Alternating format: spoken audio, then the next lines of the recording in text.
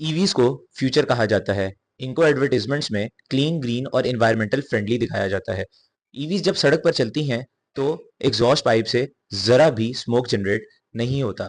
लेकिन अगर ये इतनी ही क्लीन है तो दुनिया की सबसे बड़ी माइनिंग कंपनीज को इससे ईवी बूम से इतना फायदा क्यों हो रहा है? और अगर ये इतनी ही एनवायरमेंटल फ्रेंडली हैं तो एक्सपर्ट्स बैटरी रिसाइकलिंग और पावर ग्रिड के इशू से इतने फिक्रमंद क्यों हैं? आज हम ईवी की वो साइड देखेंगे जो आपको एड्स नहीं दिखाती, और एंड पे आप फैसला करेंगे कि क्या ईवीज वाकई आपके एनवायरनमेंट के लिए अच्छी हैं या ये सिर्फ एक हाइप है और आपके एनवायरनमेंट को ज़्यादा नुकसान हो रहा है। जब आप इलेक्ट्रिक व्हीकल देखते हैं तो आप एक फाइनल प्रोडक्ट देखते हैं जिसकी ज़ीरो साउंड होती है, नो टेल पाइप इमिशंस और इसके अलावा इंस्टेंट टॉर्क। लेकिन ये तो एक रिफाइंड प्रोडक्ट है। अब इसके बनने के लिए आपको बैटरीज की ज़रूरत पड़ती है और उसके लिए आपको कुछ चीज़ें चाहिए हैं, जैसे लिथियम, निकल, कोबाल्ट और ग्रेफाइट जैसी चीज़ें।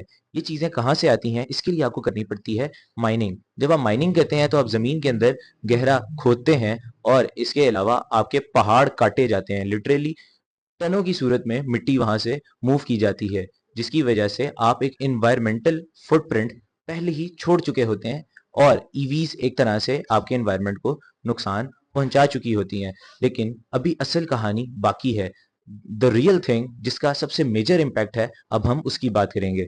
अब बात करते हैं ईवी इंडस्ट्री के सबसे ज्यादा कंट्रोवर्शियल टॉपिक की, कोबाल्ट। कोबाल्ट आपका बैटरी इंडस्ट्री में सबसे ज्यादा हॉट टॉपिक है। कोबाल्ट आपकी बैटरी को स्टेबल और ड्यूरेबल बनाता है, लेकिन दुनिया में कोबाल्ट सबसे ज्यादा आपका कॉन्गो से आता है, जहां ह्यूमन राइट्स की ऑर्गेनाइजेशन ने माइनिंग कंडीशंस पर काफी ज्यादा कंसर्न्स रेज किए हैं। वहां ना सेफ्टी का ख्याल रखा जाता है और कंडीशंस वगैरह भी ठीक नहीं है, जबकि चाइल्ड लेबर भी वहां दिखती है। लेकिन असल रियलिटी ये है कि ईवी रेवोल्यूशन में आपका रॉ मटेरियल की सप्लाई चेन पर काफ़ी ज़्यादा डिपेंडेंसी है। मतलब जितनी ज़्यादा डिमांड होगी उतना ही आपको रॉ मटेरियल सप्लाई करना पड़ेगा, एंड ऑब्वियसली आपको उतनी ज़्यादा माइनिंग करनी पड़ेगी, जिसकी वजह से आपके इन्वायरमेंट पर इम्पैक्ट आएगा। और एक और बात कि माइनिंग की वजह से आपकी एनर्जी भी बहुत ज़्यादा यूज़ होती है, जो कि एक बहुत बड़ा कंसर्न है। And you can never forget the water and soil pollution, जो कि आपकी माइनिंग के वेस्ट से होती है। अब बात करते हैं कि क्या आपकी इलेक्ट्रिक व्हीकल्स आपके इंटरनल कंबस्शन इंजन्स, जो कि पेट्रोल और डीजल इंजन्स हैं, उसके मुकाबले में कम पोल्यूशन प्रोड्यूस कर रही हैं।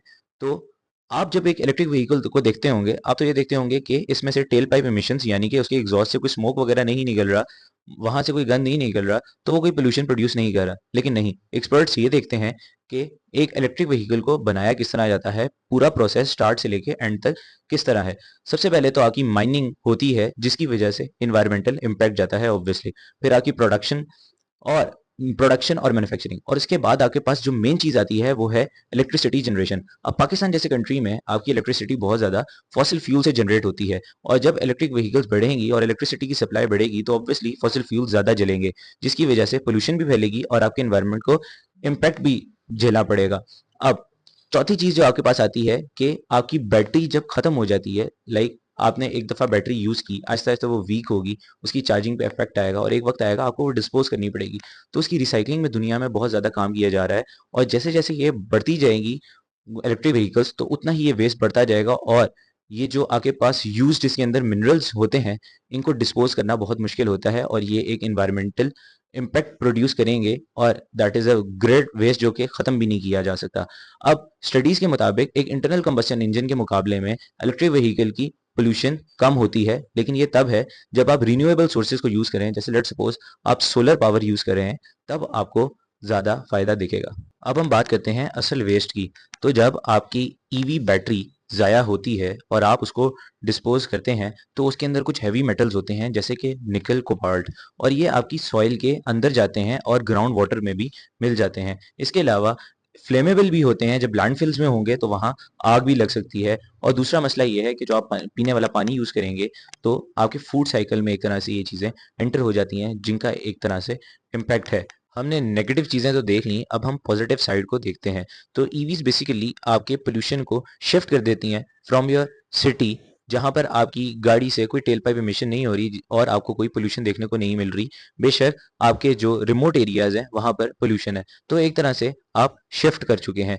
और सेकेंडली सबसे अच्छी चीज़ ये है कि आप रीन्यूएबल एनर्जी को यूज़ कर सकते हैं। सोलर एनर्जी, जैसे आपके पास एक एग्जांपल है, आपके पास घर में सोलर हो तो आप उसके थ्रू इसको चार्ज करें।